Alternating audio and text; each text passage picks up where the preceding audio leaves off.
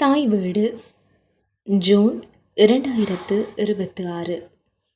கழிவகற்றல் நோக்கிய மக்களின் மனப்பாங்கு. எழுதியவர் சரவணன் லக்ஷரன். வாசிப்பவர் கோபாலகிருஷ்ணன் யாழினி பிரியா.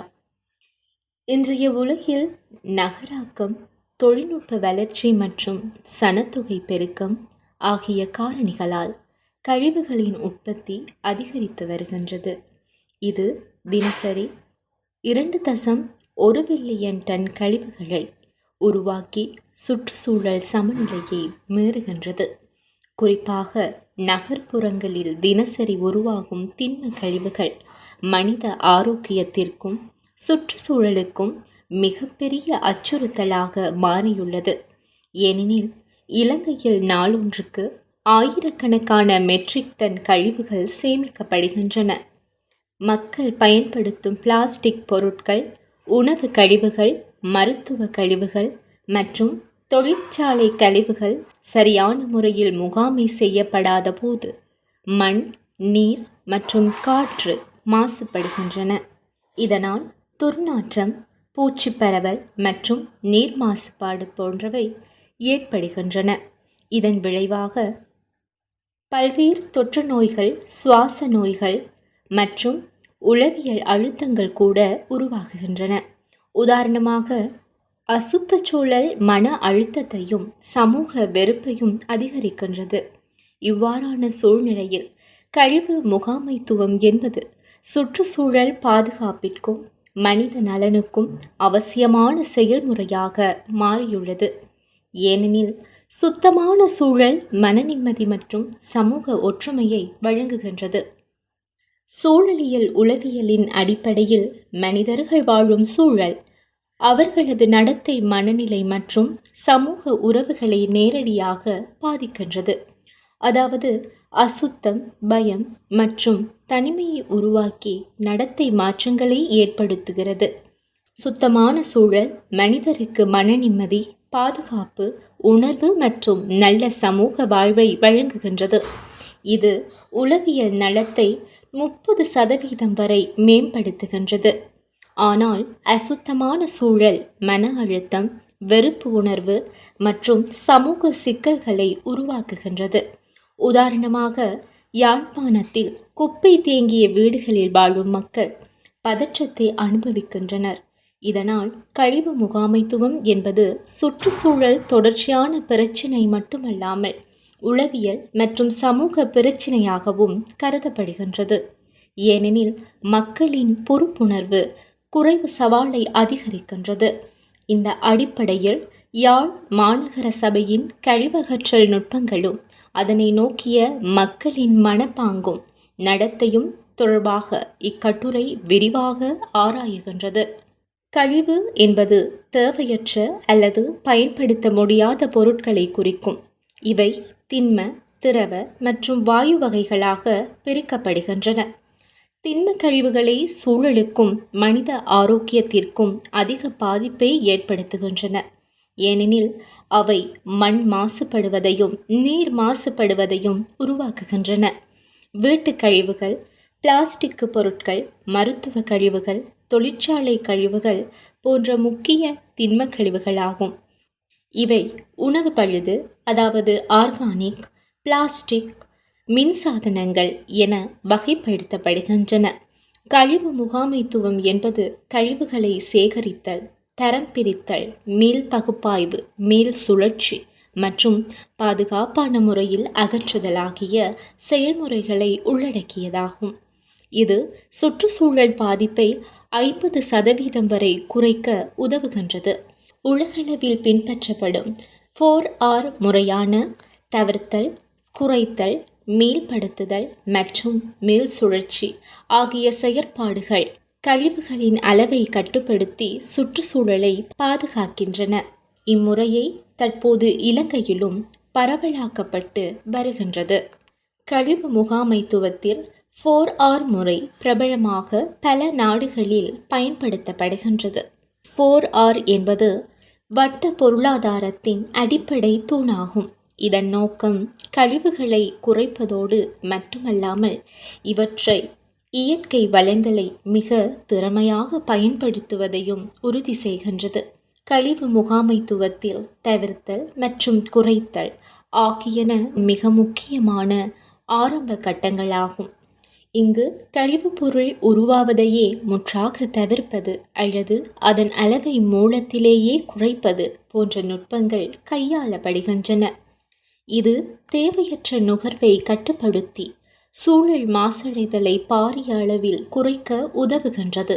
அதாவது பயன்படுத்திய ஒரு பொருளை முடியுமான தடவை மீண்டும் பயன்படுத்துதல், புதிதாக வாங்காமல் உடைந்த பொருட்களை சரி செய்து மீண்டும் பயன்படுத்துதல், மீண்டும் உபயோகிக்கக்கூடிய வகையில் பொருட்களை வடிவமைத்து, உதாரணமாக பிளாஸ்டிக் பைகளுக்கு பதிலாக துணியினால் செய்த பைகளை பயன்படுத்துவது, ஒரு முறை மாத்திரமே பயன்படுத்திவிட்டு அகற்றப்படும் பொருட்களை தவிர்ப்பது, ஒரே வகையான தேவைகளுக்காக தனித்தனி பொருட்களை பயன்படுத்துவதை குறைப்பதன் மூலம் கழிவு உற்பத்தியை கட்டுப்படுத்தலாம்.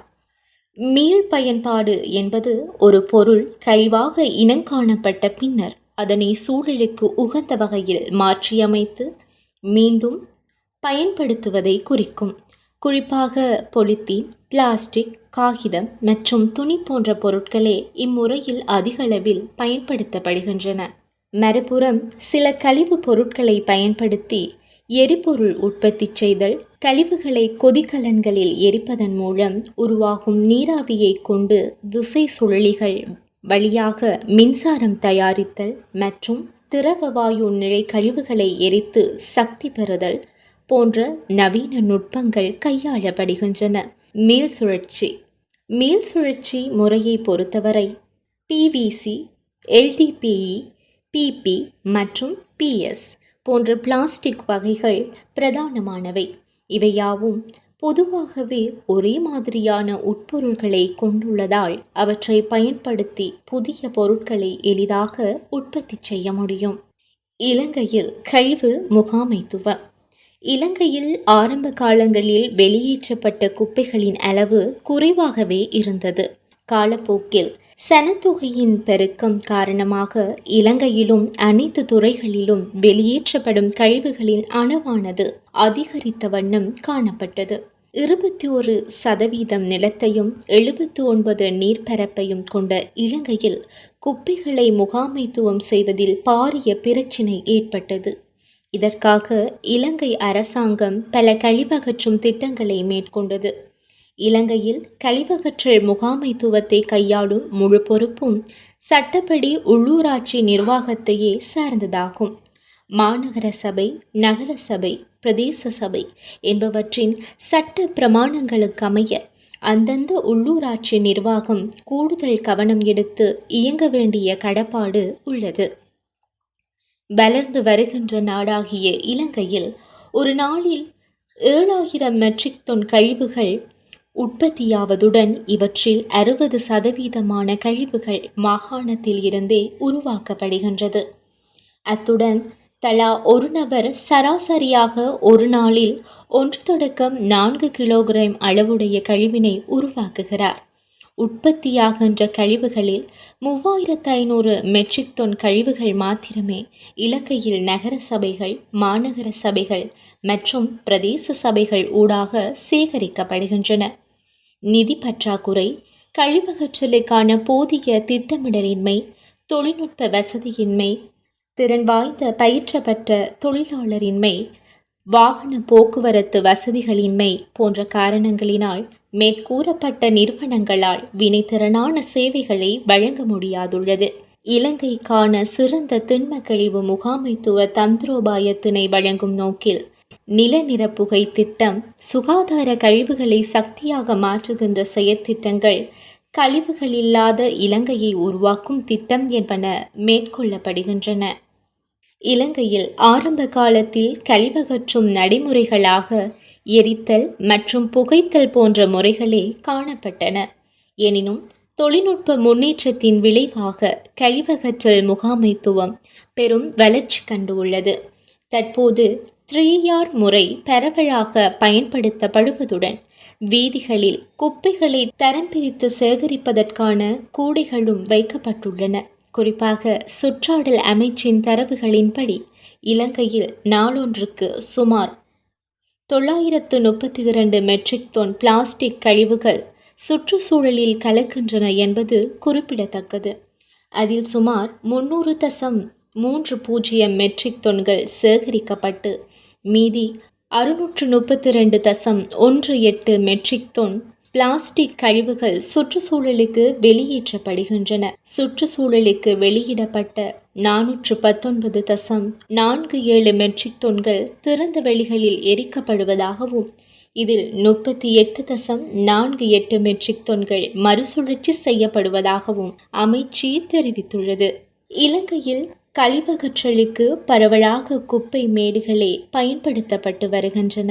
உலக வங்கியின் 2018 கணக்கின்படி இலங்கையின் வருடார்ந்த கழிவு உருவாக்கம் 2016 ஆண்டில் காணப்பட்ட 2.58 மில்லியன் மெட்ரிக் டன்னில் இருந்து 2030 ஆண்டில் 3.16 மில்லியன் மெட்ரிக் டன்னாக குறிப்பாக 22% அதிகரிக்கும் என எதிர்வு கூறப்பட்டுள்ளது. தற்போது சேகரிக்கப்பட்டு வரும் கழிவுகளில் சுமார் 48% மையப்படுத்தப்பட்ட கூட்டுறவாக்கம், தொம்பேயில் உள்ள சுகாதாரமான காணி நிறுவுகை மற்றும் நிறுவனத்தின் எரியூட்டல் நிலையங்கள் ஊடாக வினைத்திறனுடன் முகாமை செய்யப்படுகின்றன. இருப்பினும் நகர்ப்புறங்களில் பெருகி வரும் திண்ம கழிவுகளை அகற்றுவது பெரும் சவாலாகவே நீடிக்கிறது. நிதி மற்றும் தொழில்நுட்ப பற்றாக்குறை, போதிய வாகன வசதியின்மை மற்றும் பொதுமக்களின் குறைந்தளவு ஒத்துழைப்பு என்பன இதற்கு பிரதான காரணங்களாகும். உதாரணமாக, வவுனியா போன்ற பகுதிகளில் கழிவுகளை தரம் பிரிக்காமல் திறந்த வெளியில் கொட்டும் வழக்கம் நிலவுவதால் காற்று மாசடைவதுடன் நோய் தொற்று அபாயங்களும் அதிகரிக்கின்றன. குறிப்பாக போர் பாதிப்புகளுக்கு உள்ளான யாழ் பிரதேசத்தில் இச்சூழ்நிலை மேலதிக உளவியல் அழுத்தத்தை தோற்றுவிக்கும் ஒரு காரணியாகவும் மாறியுள்ளது. மத்திய அரசாங்கம் பிலிசரு திட்டம், 3R அல்லது 4R முறைமைகள் மற்றும் சுற்றுச்சூழல் பாதுகாப்பு சட்டங்கள் மூலம் பல முன்னேற்றங்களை முன்னெடுத்தாலும் பொதுமக்களின் பங்களிப்பு இன்றி சேகரிப்பு நடவடிக்கைகள் 40% வரை தோல்வியடைகின்றன. எனவே பிளாஸ்டிக் பயன்பாட்டை குறைத்தல், மீள் பயன்பாட்டை அதிகரித்தல் மற்றும் கழிவுகளை தரம் பிரித்து வழங்குதல் போன்ற பொறுப்புணர்வு மிக்க பழக்க வழக்கங்கள் சமூகத்தில் பரவலாக உருவாகுவது அவசியமாகும். குறிப்பாக யாழ் மாநகர சபையின் கழிவகற்றல் செயற்பாடுகளில் யாழ் மாநகர சபை 27 வட்டாரங்களை கொண்டுள்ளது. ஒவ்வொரு வட்டாரத்திற்கும் தனித்தனி கழிவு சேகரிப்பு வாகனங்கள் ஒதுக்கப்பட்டுள்ளன. காலை 6 முதல் மதியம் 12 வரை செயற்படுகின்றன. காக்கைத்தீவு மீள் சுழற்சி நிலையத்தில் தினசரி பெருமளவு கழிவுகள் சேகரிக்கப்பட்டு தரம் பிரிக்கப்படுகின்றன. உயிரியல் கழிவுகள் பசலையாக மாற்றப்படுகின்றன. பிளாஸ்டிக் மற்றும் பொலித்தீன் போன்றவை மீள் சுழற்சிக்காக அனுப்பப்படுகின்றன. இது ஆண்டுக்கு 1000 டன் கழிவுகளை மீட்கிறது. கழிவு சேகரிப்பு நடவடிக்கைகள் காலையில் ஆரம்பிக்கப்பட்டு மதியம் வரை நடைபெறுகின்றன.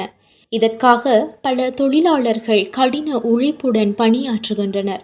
இருப்பினும் தொழிலாளர்களின் எண்ணிக்கை குறைவு, பாதுகாப்பு உபகரணங்களின் பற்றாக்குறை மற்றும் உடல்நல பிரச்சினைகள் போன்றவை அவர்களின் பணியை பாதிக்கின்றன. இது உளவியல் சோர்வை ஏற்படுத்துகின்றது. யாழ்ப்பாணத்தில் போர் பாதிப்பால் உள்ளார்ந்த உளவியல் பிரச்சினைகள் ஊழியர்களின் திறனை குறைக்கின்றன. மக்களின் மனப்பான்மையும் நடத்தையும். கழிவு முகாமைத்துவத்தின் வெற்றிக்கு மக்களின் மனப்பாங்கு மற்றும் நடத்தை மிக முக்கியமானதாகும்.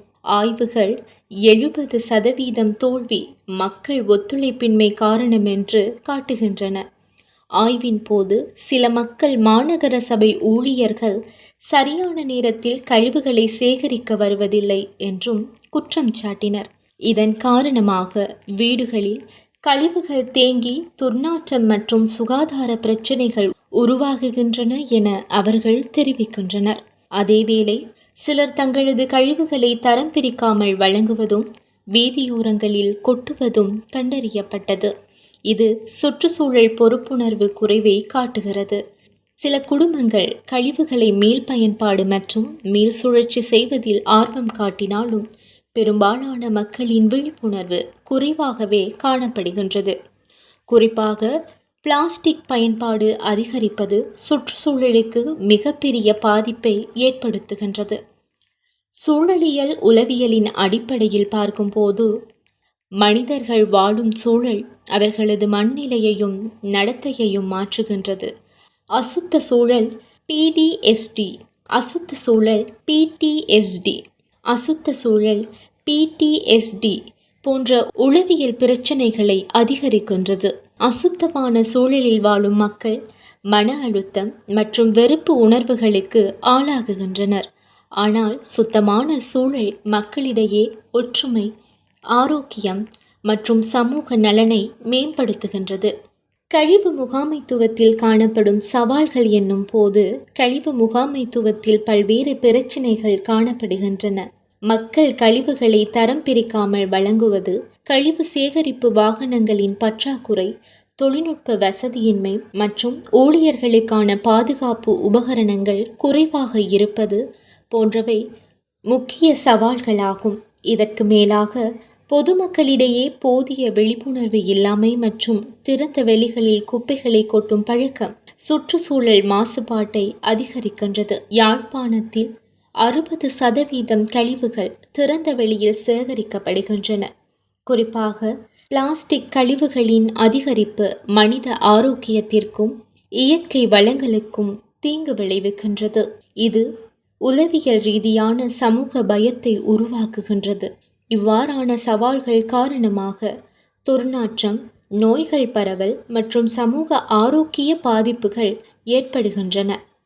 கழிவு முகாமைத்துவத்தை மேம்படுத்த பாடசாலை மட்டத்திலிருந்தே முறையான சுற்றுச்சூழல் கல்வி வழங்கப்படுவதோடு யோகா மற்றும் தியானம் போன்ற பயிற்சிகளோடு இணைந்த உளவியல் அணுகுமுறைகள் மூலம் மக்களிடையே சூழல் சார்ந்த பொறுப்புணர்வை வளர்க்க வேண்டும். சமூக ஊடகங்கள் வாயிலாக பொதுமக்களின் மனநிலையில் மாற்றத்தை ஏற்படுத்தும் விழிப்புணர்வு திட்டங்களை முன்னெடுப்பதுடன் வீடுகளிலேயே கழிவுகளை தரப்பிரிக்கும் நடைமுறையை தண்டனை மற்றும் ஊக்கத்தொகை முறையினூடாக கட்டாயப்படுத்த வேண்டும். மேலும் தூய்மை பணியாளர்களுக்கு தேவையான பாதுகாப்பு உபகரணங்கள், சுகாதார வசதிகள் மற்றும் உளவியல் ஆதரவை உறுதிப்படுத்துவது அவசியமாகும். பிளாஸ்டிக் பயன்பாடை கட்டுப்படுத்தும் சட்டங்களை கடுமையாக அமுல்படுத்தி காகித பைகள் போன்ற மாற்று பொருட்களை ஊக்குவிப்பதோடு சமூக மீள் சுழற்சி தொழில்நுட்பங்கள் மற்றும் இயந்திரங்களின் பயன்பாட்டை அதிகரிக்க வேண்டும். இறுதியாக அரச தனியார் கூட்டு பங்களிப்பை வலுப்படுத்துவதுடன் சமூக கூட்டமைப்புகள் மூலம் பொதுமக்களுக்கும் உள்ளூராட்சி அமைப்புகளுக்கும் இடையே நெருக்கமான ஒத்துழைப்பை உருவாக்குவது நிலையான கழிவு முகாமைத்துவத்திற்கு வழிவகுக்கும். கழிவு முகாமைத்துவம் என்பது உள்ளூராட்சி மன்றங்கள் அல்லது சமூகத்தின் பொறுப்பு மட்டுமல்ல, அது ஒவ்வொரு பிரஜையினதும் தார்மீக சமூக பொறுப்பாகும். யாழ் மாநகர சபை பல்வேறு கழிவகற்றல் திட்டங்களை முன்னெடுத்து வந்தாலும் பொதுமக்களின் முழுமையான ஒத்துழைப்பின்றி அவை வெற்றியடைய வாய்ப்பு இல்லை. குறிப்பாக வீடுகளிலேயே கழிவுகளை தரம் பிரித்து வழங்குதல், பிளாஸ்டிக் பயன்பாட்டை குறைத்தல் மற்றும் சுற்றுச்சூழல் விழிப்புணர்வை வளர்த்தல் போன்ற நடவடிக்கைகள் தனிநபர் ஆரோக்கியத்தோடு உளவியல் நலத்தையும் மேம்படுத்த உதவுகின்றன. சூழலியல் உளவியல் நோக்கில் மனிதனின் மனநிலையும் சமூக நடத்தையும் அவன் வாழும் சூழலோடு நேரடி தொடர்புடையவை என்பதால் சுத்தமான சூழலை பேணுவது உடல் மற்றும் உளநல முன்னேற்றத்திற்கு இன்றியமையாததாகும். எனவே அரசு, மாநகர சபை ஊழியர்கள் மற்றும் பொதுமக்கள் என அனைவரும் ஒருங்கிணைந்து செயல்படுத்துவதன் மூலமே நிலையான கழிவு முகாமைத்துவத்தையும் எட்ட முடியும். இதுவே எதிர்கால சந்ததியினருக்கு சுத்தமான மற்றும் பாதுகாப்பான சுற்றுச்சூழலை உறுதி செய்வதற்கான வழிமுறையாகும். நன்றி.